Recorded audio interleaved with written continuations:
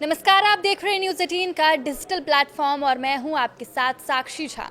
Gaza शहर पर Israeli सेना ने एक और ऊंची इमारत को ध्वस्त कर दिया जिसमें सैकड़ों विस्थापित फिलिस्तीनी रहते थे।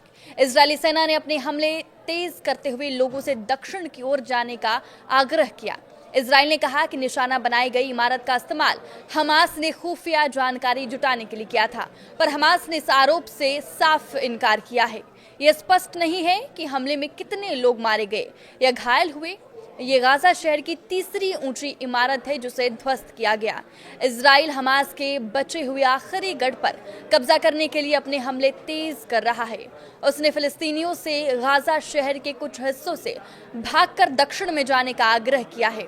यह युद्ध तब शुरू हुआ जब हमास के नेतृत्व वाले उग्रवादियों ने 7 अक्टूबर 2023 को दक्षिणी इजराइल पर हमला किया और लगभग 1200 लोग, जिसमें ज्यादातर नागरिक थे, की हत्या कर दी गई और 251 अन्य का अपहरण कर लिया गया।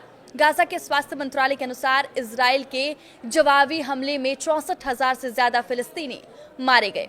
गाजा पर हमले के बीच इजराइल के रक्षा मंत्री इजराइल कॉट्स ने हमास को आखिरी चेतावनी दी है। कॉट्स ने एक्स पर लिखा कि गाजा शहर के आसमान में शक्तिशाली तूफान आएगा और आतंकी ठिकानों की छतें हिल जाएगी। ये गाजा और हमास की हत्यारों और बलात्कारियों के लिए आखिरी चेतावनी है। बंधकों को रिहा करो और हथियार डाल दो, वरना गाजा तबाह हो जाएगा और तुम भी मिट जाओगे। कॉट्स ने कहा कि इजरायली डिफेंस फोर्स यानी आईडीएफ अपनी योजनाओं पर काम कर रही है। हम गाजा को हराने के लिए मिलिट्री एक्सरसाइज का विस्तार करने की तैयारी कर रहे हैं। ये बयान ऐसे समय पे आया जब इजराइल ने गाजा शहर पर कब्जा करने के लिए एक बड़े हमले की तैयारी की है। इजरायली हमलों की वजह से करीब 10 लाख फिलिस्तीनी गाजा से पलायन करने को मजबूर हुए हैं।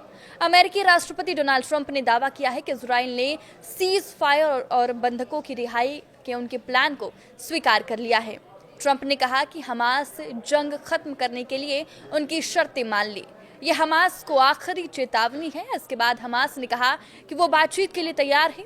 हमास ने कहा कि वो सभी बंधकों की रिहाई पर चर्चा करने के लिए तैयार है। बदले में युद्ध खत्म करने का ऐलान करना होगा।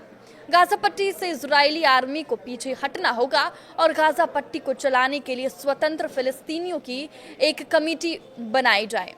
इजरायली आर्मी लगभग हर दिन गाजा की एक ऊंची इमारत पर हमला कर रहे हैं। इजराइल दावा कर रहा है कि इन इमारतों का इस्तेमाल हमास कर रहा है। माना जा रहा है कि इजराइल गाजा पर कब्जे के लिए ऐसा कर रहा है ताकि हमलों की वजह से फिलिस्तीनी गाजा छोड़कर चले जाएं। लगातार हो रही हवाई हमलों और मौतों को लेकर अंतर्राष्ट्रीय समुदाय ने चिंता जताई है। आपके इस वीडियो पे क्या राय है, हमें कमेंट करके जरूर बताएं। नमस्कार।